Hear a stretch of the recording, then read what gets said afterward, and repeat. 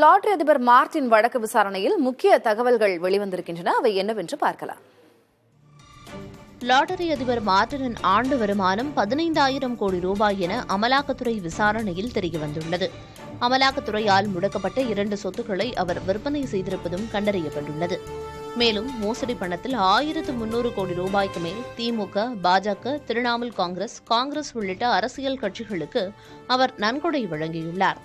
Lottery சீட்டுகளை முறைகேடாக விற்று வருமானம் ஈட்டியதாக கோவையைச் சேர்ந்த பிரபல தொழிலதிபர் மார்டின் மீது புகார்கள் எழுந்த நிலையில் அவர் மீது 2014ஆம் ஆண்டு சிபிஐ வழக்கு பதிவு செய்தது.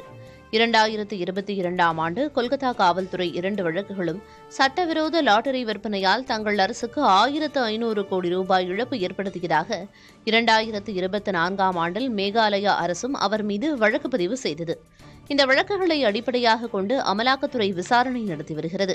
இதுவரையில் மார்டினுக்கு சொந்தமான 1,000 கோடி ரூபாய் மதிப்பிலான சொத்துக்களை அமலாக்கத்துறை முடக்கியுள்ளது.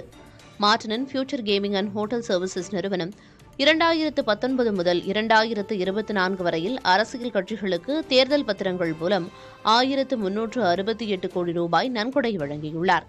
அதிகபட்சமாக திரிணாமுல் காங்கிரசுக்கு 542 கோடி ரூபாய் வழங்கியுள்ளார்.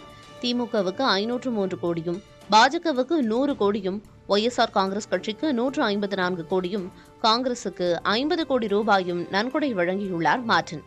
திமுக தேர்தல் பத்திரங்கள் மூலம் நன்கொடையாக பெற்ற 632 கோடி ரூபாயில் மார்டின் நிறுவனம் மட்டுமே 503 கோடி ரூபாய் வழங்கியுள்ளது.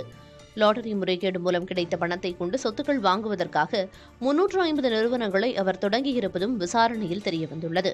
அந்த சொத்துக்களை வாங்க உரிமையாளர்களுக்கு பரிசுள்ள லாட்டரிகளை வழங்கியுள்ளார். முடக்கப்பட்ட சொத்துக்கள் 2ஐ மார்டின் விற்பனை செய்திருப்பதும் அமலாக்கத்துறை விசாரணையில் தெரியவந்துள்ளது.